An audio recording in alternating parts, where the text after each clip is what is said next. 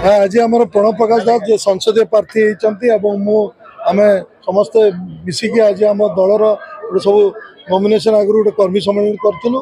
और ये कर्मी सम्मेलन आम मुख्य उद्देश्य था कर्मी को आम वार्ता दबाटा जेनटा कि घर घर पहुँचाबे आगे एवं जेन आज 10 वर्ष आज 20 वर्ष है आज जेन विगत 5 वर्ष जेन भाव में स्थानीय विधायक एवं स्थानीय सांसद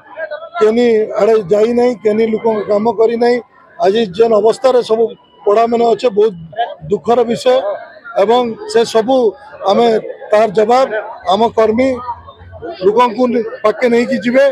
से कथा गुड़ा एवं लोक आगामी दिन में से जवाबटा भोट आकार मे 25 के देवे एवं जून 4 के आप मैंने से जानी पारबे काना जवाब देले हमरो कर्मी सम्मेलन थिला कर्मी सम्मेलन जो हमरो संबलपुर हमरो असेंबली कॉन्स्टिट्यूएंसी कमिशन थिला कमिशन बहुत मिश्रण है और कर्मी मैंने 30 तारीख जो आम अच्छी नॉमिनेशन तापर कथा आप उत्साह देखिक मुझे निज अभिभूत से निर्वाचन संपूर्ण प्रस्तुत अच्छे बहुत बहुत